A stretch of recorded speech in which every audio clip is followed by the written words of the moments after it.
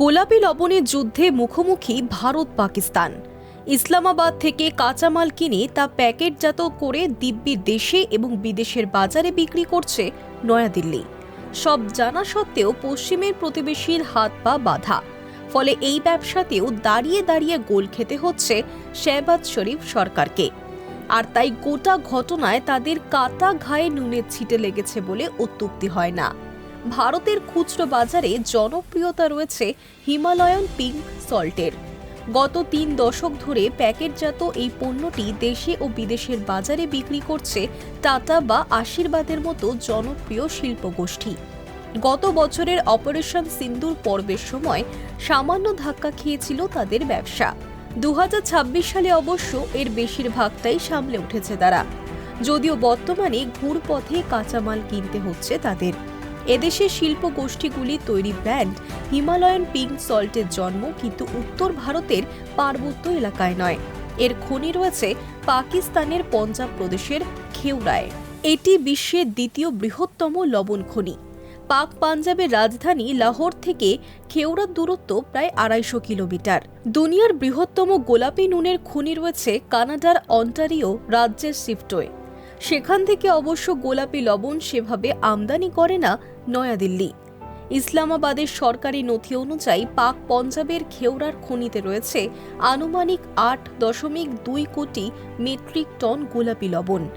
প্রতি বছর সেখান থেকে ৩.৬ লক্ষ টন পিঙ্ক সল্ট উত্তোলন করছে পশ্চিমের প্রতিবেশী।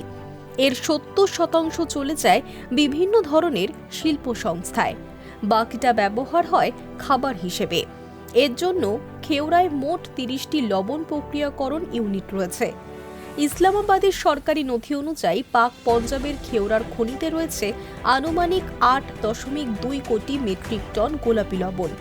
প্রত্যেক বছর সেখান থেকে ৩.৬ লক্ষ টন পিঙ্ক সল্ট উত্তোলন করছে পশ্চিমের প্রতিবেশী। এর ৭০% চলে যায় বিভিন্ন ধরনের শিল্প সংস্থায়, বাকিটা ব্যবহার হয় খাবার হিসেবে।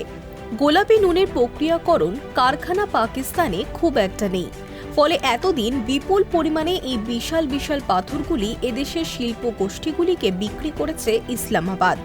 পাক প্রশাসনের এই সিদ্ধান্তকে কাজে লাগাতে দেরি করেননি নয়াদিল্লির ব্যবসায়ীরা। অমৃতসরের কারখানায় তৈরি গোলাপি লবণকে প্যাকেটজাত করার সময় অবশ্য পাকিস্তানের নাম মুছে দেন তারা। এর ফলে অচিরেই ভারত এবং ভারতের বাইরে প্রবল জনপ্রিয়তা পায় হিমালয়ান পিঙ্ক সল্ট। কাঁটাতারের ওপারের এহেন চাতুরি ধরে ফেলতে ইসলামাবাদের শাসকদের খুব একটা সময় লাগেনি। যদিও নুন প্রক্রিয়াকরণের কারখানা না থাকায় এ ব্যাপারে কিছুই করার ছিল না তাদের। ২০১৯ সালে প্রথমবার ধাক্কা খায় গোলাপি লবণের ব্যবসা। ওই বছরের ১৪ ফেব্রুয়ারি জম্মু কাশ্মীরের পুলওয়ামায় সিআরপিএফ এর কনভয়ে ফিদায়ে হামলা চালায় ইসলামাবাদ মদতপুষ্ট জঙ্গি গোষ্ঠীর এক সদস্য, যেখানে প্রাণ হারান ৪০ জন আধা সামরিক জওয়ান। প্রতিশোধ নিতে কয়েকদিনের মধ্যেই পাকিস্তানের খাইবার পাখতুনখোয়ার বালাকোটে সন্ত্রাসবাদীদের গুপ্ত ঘাঁটিতে এয়ার স্ট্রাইক করে ভারতীয় বিমান বাহিনী। এতে যুদ্ধংদেহী অবস্থায় পৌঁছে যায় দুই প্রতিবেশী। পুলওয়ামা হামলা দুই দেশের বাণিজ্যে মারাত্মক প্রভাব ফেলেছিল। ঘটনার পর পাকিস্তানের উপর থেকে সর্বাধিক সুবিধাপ্রাপ্ত রাষ্ট্রের তকমা কেড়ে নিয়েছিল নয়াদিল্লি। পাশাপাশি ইসলামাবাদের পণ্যের চাপে ২০০% শুল্ক। কেন্দ্রের নরেন্দ্র মোদী সরকারের এই সিদ্ধান্তে রাতারাতি দামি হয়ে ওঠে গোলাপি লবণ। যদিও ততদিনে বাজারে বেশ জনপ্রিয় হয়ে উঠেছে হিমালয়ান পিঙ্ক সল্ট, ফলে এর চাহিদা খুব একটা হ্রাস পায়নি। বিষয়টি নিয়ে কাতারের গণমাধ্যম আল জাজিরার কাছে মুখ খুলেছেন অমৃতসরের ব্যবসায়ী বিপান কুমার। পরবর্তীকালে পরিস্থিতি আরও জটিল হয়ে ওঠে। গত বছরের এপ্রিলে জম্মু কাশ্মীরের পেহেলগাঁওয়ে ফের নিরীহ পর্যটকদের উপর হামলা চালায় পাক মদতপুষ্ট ৩ জঙ্গি, যেখানে মৃত্যু হয় ২৬ জনের। এরপর মে মাসে ভারতীয় ফৌজের পাল্টা প্রত্যাঘাতে গুড়িয়ে যায় পশ্চিমের প্রতিবেশীর একাধিক সন্ত্রাসবাদী ঘাঁটি। শুধু তাই নয়, একে কেন্দ্র করে ৪ দিনের সংঘর্ষেও জড়িয়ে পড়ে নয়াদিল্লি ও ইসলামাবাদ। এই সামরিক অভিযান পরবর্তী সময় পুরোপুরি পাল্টে গিয়েছে ভারত ও পাকিস্তানের সম্পর্কে। পশ্চিমের প্রতিবেশীর সঙ্গে আমদানি রফতানি প্রায় বন্ধ করেছে নয়াদিল্লি। বাণিজ্য মন্ত্রকের দেওয়া পরিসংখ্যান অনুযায়ী 2024 সালের এপ্রিল থেকে গত বছরের জানুয়ারি পর্যন্ত ইসলামাবাদে 44.77 কোটি ডলার মূল্যের পণ্য পাঠিয়েছে নয়াদিল্লি। সেখান থেকে আমদানির অঙ্ক ছিল 4.2 লক্ষ ডলার। সেটা এখন প্রায় শূন্যে নেমে এসেছে। অপারেশন সিন্দুরের ধাক্কায় গোড়ার দিকে কিছুটা অস্থির হয়ে পড়ে এদেশের গোলাপি লবণের ব্যবসা। 2024 সালে প্রায় 642 টন সল্ট বোল্ডার আমদানি করে নয়াদিল্লি।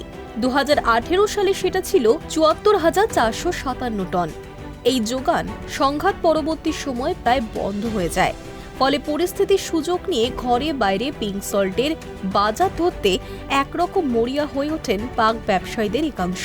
2010 সালে ভারতের গোলাপি লবণের ব্র্যান্ডের নাম নিয়ে আন্তর্জাতিক মঞ্চে আপত্তি জানায় পাকিস্তান, কিন্তু সেখানে ধাক্কা খায় ইসলামাবাদ। দুনিয়ার তাবর আইন বিশেষজ্ঞদের বক্তব্য ছিল, কোনো প্যাকেটজাত পণ্যের নাম তার উৎসের সঙ্গে খাপ খাইয়ে দিতে হবে, তার কোনো মানে নেই। তাছাড়া সল্ট বোল্ডার বিক্রির পর নয়াদিল্লি সেটা কি নামে বা কি রূপে বিক্রি করবে সেটা প্রতিবেশী কোনো দেশ ঠিক করতে পারে না। আন্তর্জাতিক মঞ্চে এই ধাক্কা খেয়েও দমে যায়নি কিন্তু পাকিস্তান। উল্টে গোলাপি লবণকে নতুন কায়দায় প্যাকেটজাত করে বাজারে নিয়ে আসে ইসলামাবাদ। কোনোটার নাম দেয় লাহোরি লবণ, কোনোটা আবার খেওড়া সল্ট। প্যাকেটের গায়ে খনির ছবি দিয়ে পণ্যটিকে জনপ্রিয় করার চেষ্টাও চালিয়েছে পশ্চিমের প্রতিবেশী শিল্পপতি ও ব্যবসায়ীরা। কিন্তু অচিরেই খুচরো বাজারে মুখ থুবড়ে পড়েছে পাকিস্তানের এই সমস্ত প্রচেষ্টা। বিদেশের বাজারে কেউই ইসলামাবাদের খেওড়া সল্ট খেতে পছন্দ করেনি। তাদের রান্নাঘরে বরাবরের মতো জায়গা পেয়ে এসেছে হিমালয়ান পিঙ্ক সল্ট। চাহিদা না কমায় বিকল্প রাস্তায় সল্ট বোল্ডার ঘরের মাটিতে নিয়ে আসার সিদ্ধান্ত নেন এ দেশের শিল্পপতিরা। সিন্দুর পরবর্তী সময়ে সেটা আপাতত স্থায়ী রয়েছে। সেই বিকল্প রাস্তা হচ্ছে সংযুক্ত আরব আমিরশাহী দুবাই হয়ে সল্ট বোল্ডার আমদানি।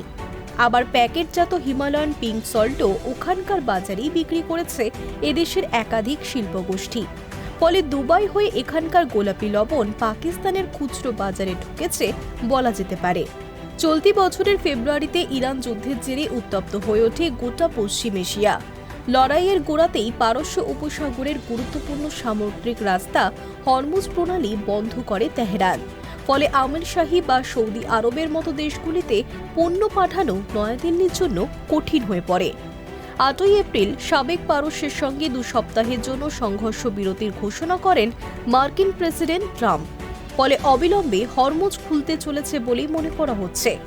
যুদ্ধবিরতিকে চিরস্থায়ী করতে আমেরিকার সামনে 10 দফা শর্ত রেখেছে ইরান, যার মধ্যে একটি হচ্ছে হরমুজের নিয়ন্ত্রণ।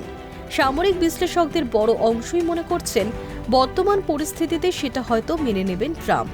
সেক্ষেত্রে পশ্চিম এশিয়ার বাজারে গোলাপি লবণের ব্যবসাকে আরও ছড়িয়ে দেওয়ার মেঘা সুযোগ যে নয়াদিল্লি পাবে তা আর বলার অপেক্ষা রাখছে না।